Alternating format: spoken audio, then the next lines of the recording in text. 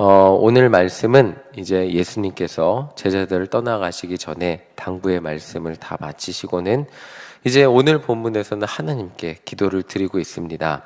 이 기도의 주요 내용은 제자들을 하나님께 의탁하는 것이었습니다. 우선 예수님은 기도를 시작하면서 이렇게 기도를 하십니다. 우리 1절 함께 읽어보도록 하겠습니다. 1절입니다.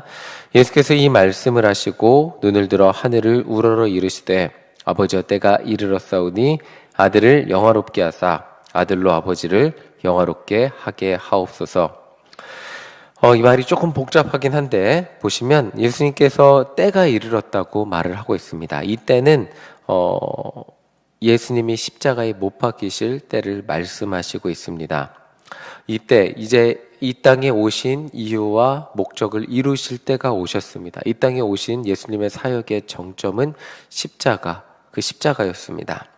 이제 이 때가 되었습니다. 예수님께서 십자가에 못 박히실 때가 되었는데 그 다음을 보면 아들을 영화롭게 하사라고 말을 하고 있습니다.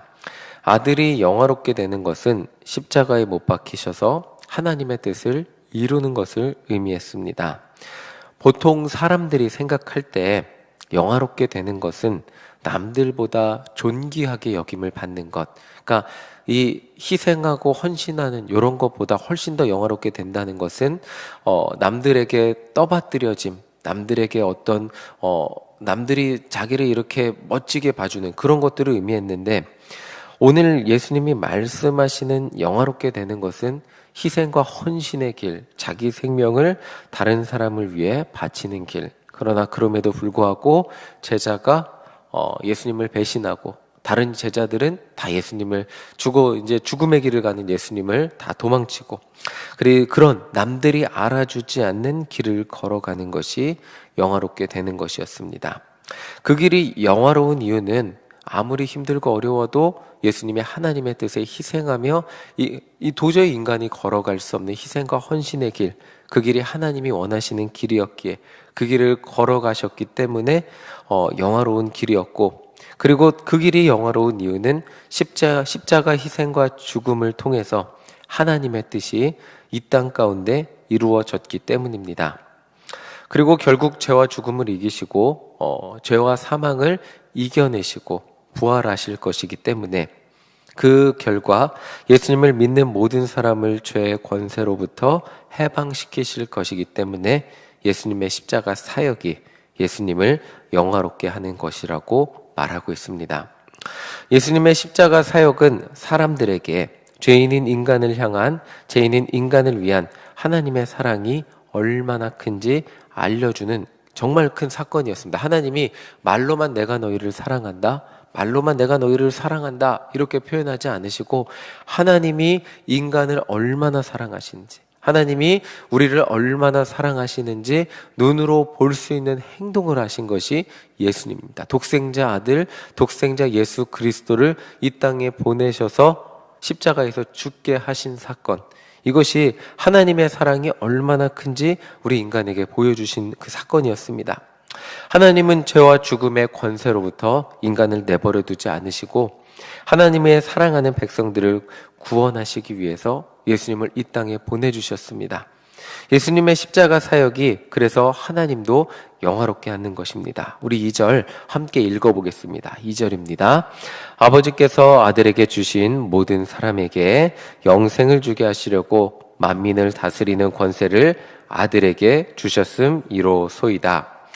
예수님의 십자가 사역을 통해서 하나님은 죄 있는 인간에게 영생을 주시기를 원하셨습니다. 영생을 주시기 위해서 십자가 죽음이 필수적이었는데 그 죽음을 감당하신 예수님께 만민을 다스리는 권세를 주셨습니다. 그러니까 이 만민을 다스리는 권세, 계속해서 역설적인 것들이 나옵니다.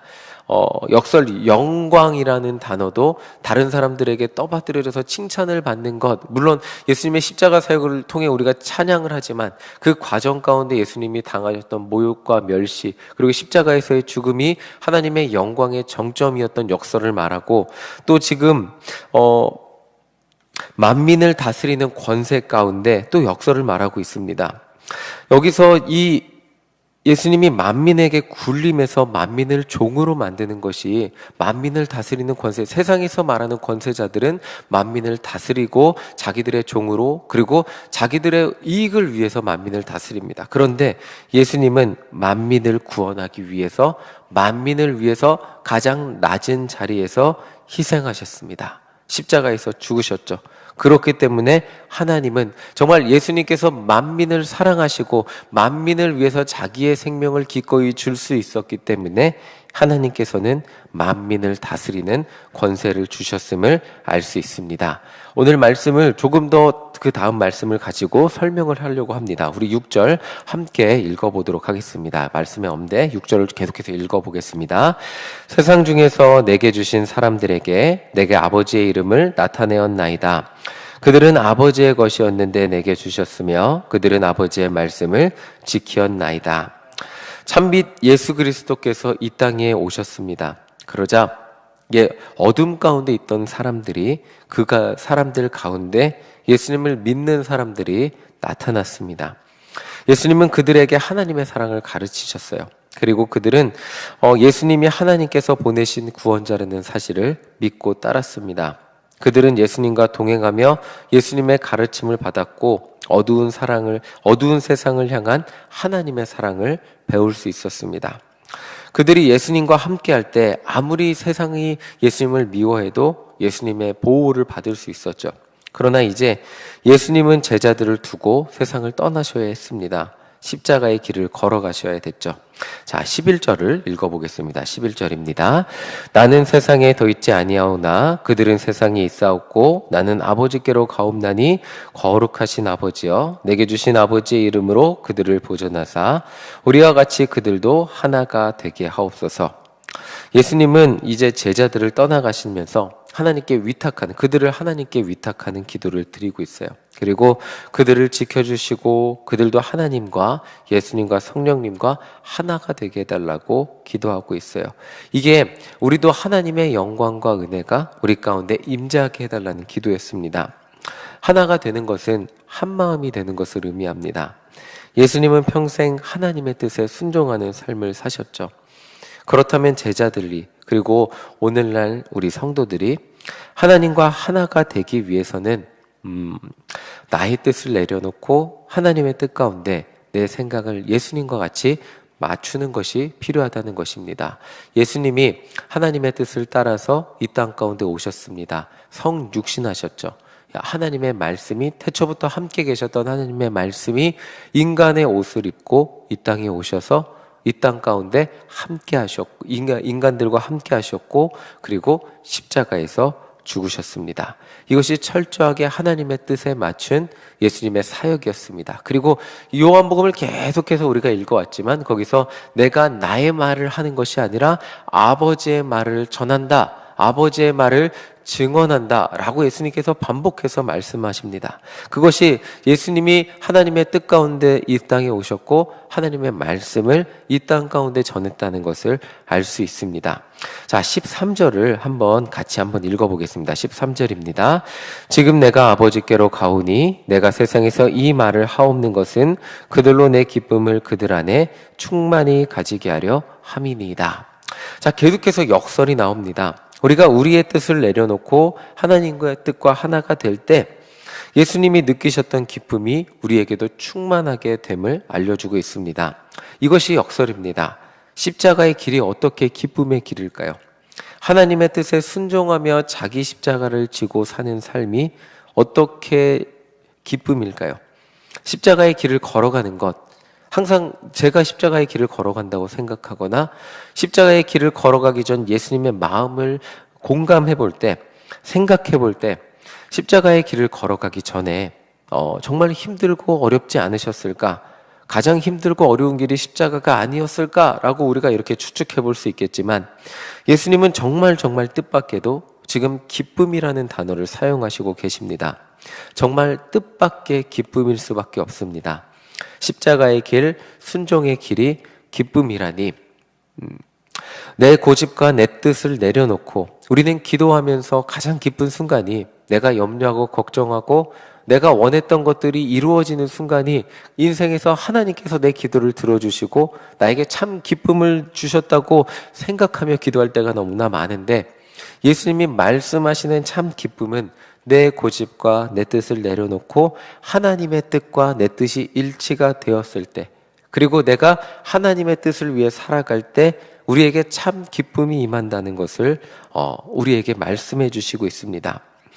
여기에 내 뜻과 내 고집을 내려놓는 것이 얼마나 어려운 일인지 우리는 알기 때문에 기쁨이라는 단어보다는 우리는 하나님을 위해 제가 희생하고 헌신합니다 라고 말하는 것이 더욱더 어울릴 것만 같습니다.